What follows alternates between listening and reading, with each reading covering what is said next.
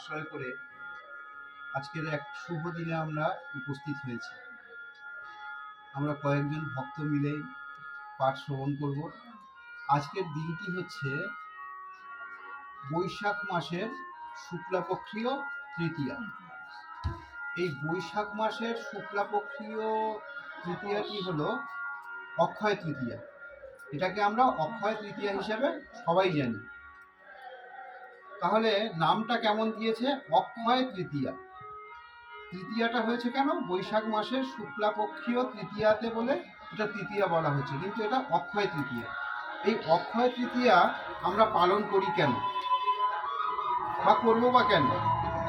কখন করে তাদের কি হয়, আর যারা পালন করতে, এটা আমাদের জানতে ইচ্ছে করে নাকি?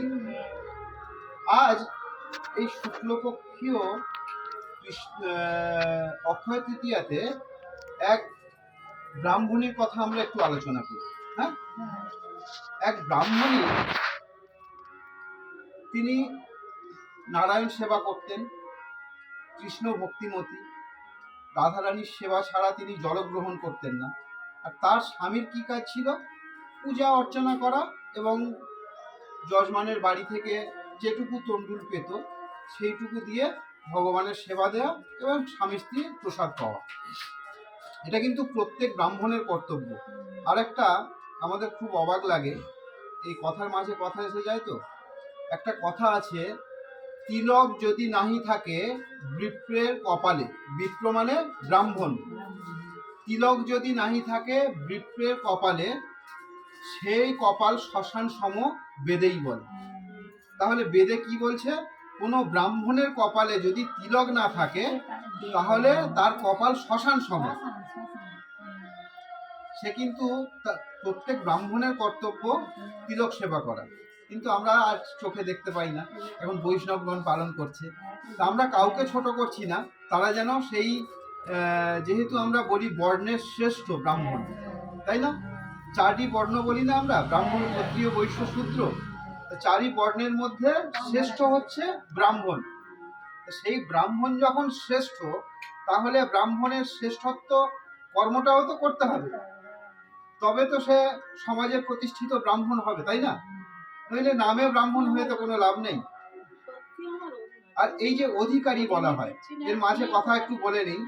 অধিকারী বলা হয় মানে কেন বলা হয়? ভগবানের পূজা অর্চনা অধিকার অর্জন করেছে, তাই সে অধিকারী। অধিকারীর ছেলে অধিকারী হয়ে যাচ্ছে, এটা কিন্তু অধিকারী নয়।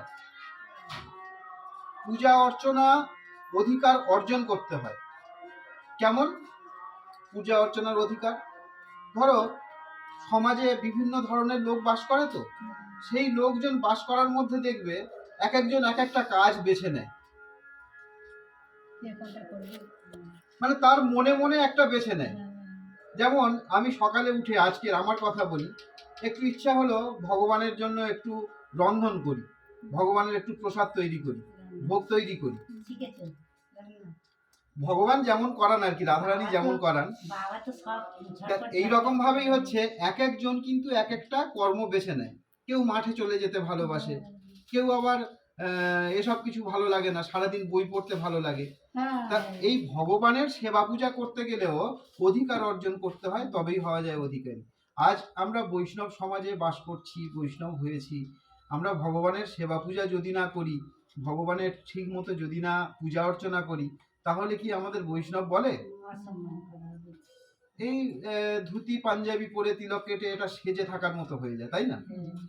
তো আজ সেই যে ব্রাহ্মণীর কথা বলছিলাম, ব্রাহ্মণী কি করেছে? রন্ধন করেছে। ব্রাহ্মণ তো তণ্ডুল এনেছে, চাল এনেছে, তো সেই চাল দিয়ে রন্ধন করেছে। রন্ধন করার পরে এখন ভগবানের ভোগ লাগিয়েছে, ভগবানের ভোগের আয়োজন করেছে, ভগবানের নিবেদন হয়েছে। এবার নিবেদন হওয়ার পরে যখন প্রসাদ তুলেছে, তখন এক বৈষ্ণবের আগমন, ভবতু ভিক্ষাং দেহি। যখন বৈষ্ণবের আগমন হয়েছে, তখন ব্রাহ্মণী বলছেন, আসুন বাবা, আসুন আসুন, মায়েরা যেটা করে আর কি। কিন্তু ব্রাহ্মণ সারাদিন রোদে ঘুরেছে, ব্রাহ্মণের তো মাথা ঠিক নেই, মাথাটা খুব গরম হয়ে আছে। কেউ কিছু বলেছে হতে পারে, মাথা গরম হয়ে আছে। তখন চিৎকার করে বলছে, কে এসেছে? বলছে বৈষ্ণব এসেছে। বলছে এক্ষুনি বাড়ি থেকে বের করে দাও। কেন? ব্রাহ্মণের কোনো কারণ নেই, ওর মাথা গরম হয়ে আছে। বলছে সবে আমি এইমাত্র মাধুকুরি করে এনেছি, আবার আমার মাধুকুরিতে ভাগ বসাতে এসছো তুমি? অন্য বাড়িতে দেখো, এক্ষুনি বের করে দাও ওকে। তা বৈষ্ণব তো চলে যাচ্ছে, কিন্তু ব্রাহ্মণী তো জানে বৈষ্ণব নিন্দা করলে কি হয়, অপরাধ। ব্রাহ্মণী হাতে পায়ে ধরে তার পা ধুইয়ে দিয়েছে, বৈষ্ণবের বসতে আসন দিয়েছে, সেবাও দিয়েছে। সেবা দেওয়ার পরে বৈষ্ণব তো খুশি হয়ে চলে গেল। চলে যাওয়ার পরে ব্রাহ্মণী তখন বলছে, আরে তুমি এইরকম যে করলে, বৈষ্ণব নিন্দা তো করতে নেই, বৈষ্ণব অপরাধ হয়। বলছে জানো তো আমার মাথা ঠিক ছিল না, আমি বলে ফেলেছি। ভালো কথা। কিছু বছর গেল, এইভাবে গোবিন্দ সেবা করলো, এইভাবে সমস্ত কিছু সংসার পালন করছে। বয়স তো সবাইয়ের হয়, চলে তো সবাইকে যেতে হবে। আমাদের মহারাজ যেমন চলে গেলেন, আমাদেরও চলে যেতে হবে। তো ব্রাহ্মণের সময় হয়েছে, ব্রাহ্মণ তো চলে গেছে। এবার কি হচ্ছে, যমদূতরা এসছে ব্রাহ্মণকে নিয়ে যেতে। সবাই এসে তো ব্রাহ্মণকে টানাটানি করে নিয়ে যাচ্ছে। দেখছে যমরাজত্বে যখন প্রবেশ করছে, যমরাজ যেখানে আছে, যমরাজের সামনে তো নিয়ে যাবে। যমরাজের সামনে নিয়ে যখন যাচ্ছে, তখন দেখছে সেই যমপুরীতে ব্রাহ্মণকে ঢোকাতেই পারছে না। যত টানাটানি করছে তত যেন যমদূতদের শক্তি কমে যাচ্ছে, ব্রাহ্মণকে কোনো রকম ভাবে যমপুরীতে আনতে পারছে না। তো তখন যমরাজ এসছে, আরে কি হয়েছে, তোমরা এখানে এত চিৎকার চেঁচামেচি করছো কেন, কি হয়েছে? বলছে মহারাজ দেখুন না, এ এত পাপ করেছে, এত পাপ করেছে যে এর পাপের কোনো ক্ষমা নেই, কিন্তু যমপুরীতে ঢোকাতে পারছি না কেন, বুঝতে পারছি না। বলছে চিত্রগুপ্তের খবর দাও। চিত্রগুপ্ত এসছে। চিত্রগুপ্ত এসে বলছে মহারাজ কি সংবাদ?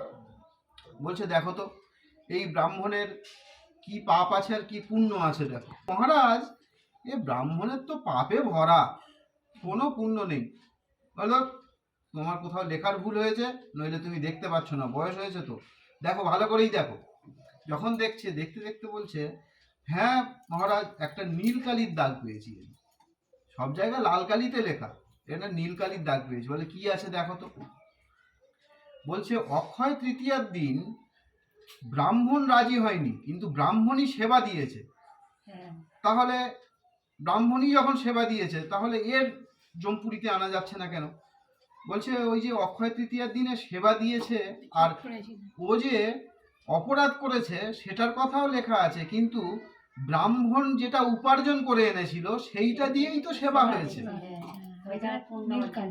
সেইটা দিয়েই সেবা হয়েছে। ওই জন্য সেই পুণ্যটা এতটাই পুণ্য হয়েছে, মানে 1000 গুণ কোটি গুণ ছাপিয়ে গেছে, অক্ষয় হয়ে গেছে ওই পুণ্যটা।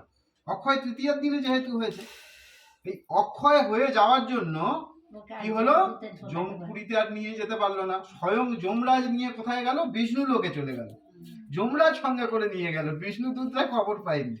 যমরাজ সঙ্গে করে যখন নিয়ে গেছে, নিয়ে যাওয়ার পরে স্বয়ং ভগবান দেখে বলছে কি যম তুমি এখানে কেন? বলছে আর বলো না প্রভু, আমার দূতেরা অন্যায় করেছে, ওই জন্য আমি ক্ষমা চাইতে এসেছি। এই বৈষ্ণব অপরাধ হয়ে যাবে, আমি ওই জন্য নিয়ে বৈকুণ্ঠ ধামে এসেছি। বৈকুণ্ঠ ধামে তার স্থান হলো।